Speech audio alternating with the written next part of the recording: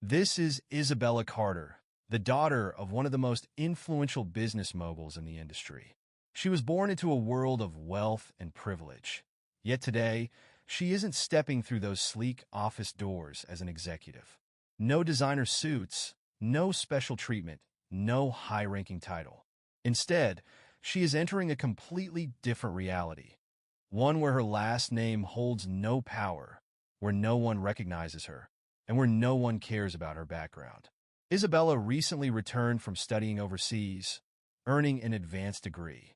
But instead of being handed a cushy leadership role, her father had other plans. Understand the company from the inside out, he had told her. Not from behind a desk, but where the real work gets done. So here she is, not as a rising corporate star, but as a janitor. But she isn't just here to mop floors and empty trash bins.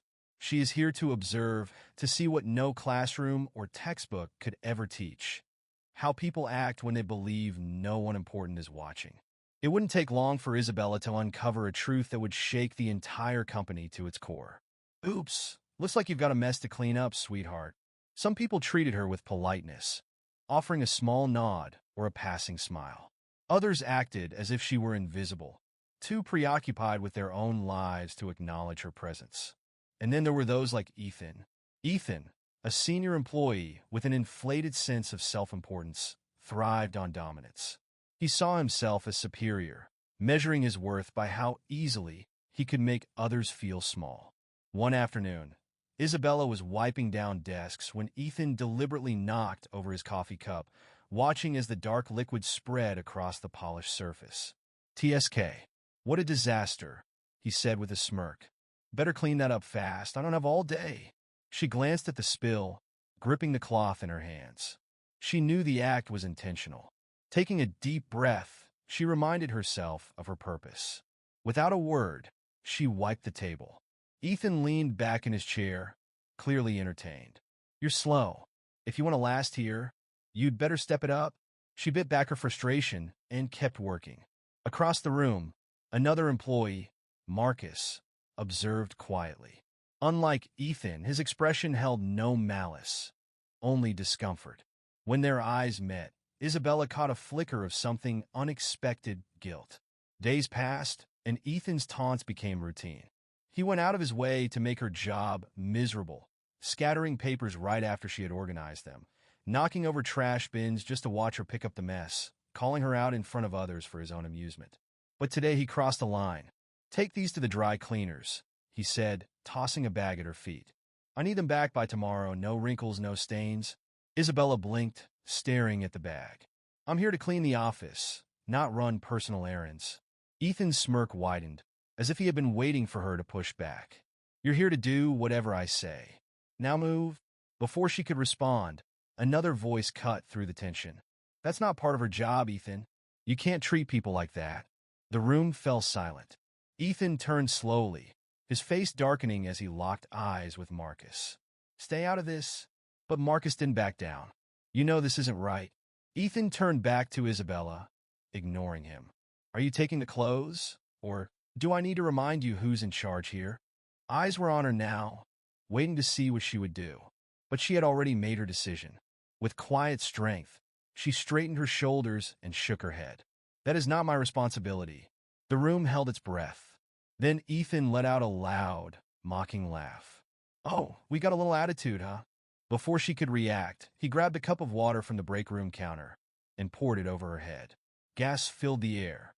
Cold water dripped from her hair, soaking her uniform. The humiliation stung, but she didn't let it show. Ethan grinned, reveling in his victory. "Next time, make sure the water you bring me is cold. I don't drink warm water." Marcus slammed his fist onto the table. "That's enough, Ethan." Ethan shrugged. "Relax, man. She's just the janitor. Cleaning up is her job." Isabella clenched her fists, heat rising in her chest. But she didn't retaliate. Instead, she calmly grabbed a cloth and wiped the table as if nothing had happened. Marcus hesitated. "Isabella." She gave him a small shake of her head. "Not yet." Ethan smirked, convinced he had won. What he didn't realize was that his time was running out. The tension in the conference room was thick as employees gathered, whispering among themselves. There was an air of unease, though most didn't understand why.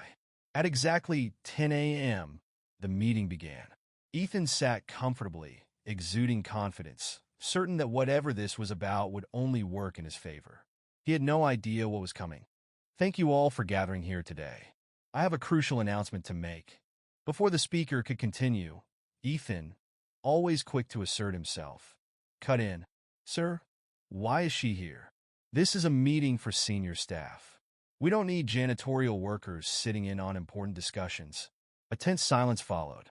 Some employees exchanged uneasy glances, while others avoided eye contact altogether. The CEO, Mr. Carter, turned to Ethan with an expression so cold it sent an unmistakable chill through the room. Ethan, he said, his voice steady yet commanding, I invited her to this meeting personally. Ethan's smirk faltered. But sir, she's just Enough. Silence. For months now, I've been preparing for a significant shift in this company. As most of you know, my time as CEO is coming to an end, and I've spent a great deal of time deciding who will take my place. The room was suddenly filled with whispers and speculation. Ethan straightened, his arrogant grin returning. He was certain his moment had come. Then Mr. Carter turned to Isabella. My successor is Isabella Carter. The reaction was instant. Ethan's face lost all color as the weight of the revelation crashed down on him like an avalanche. Wait, what? She is not merely a cleaner, Mr. Carter continued.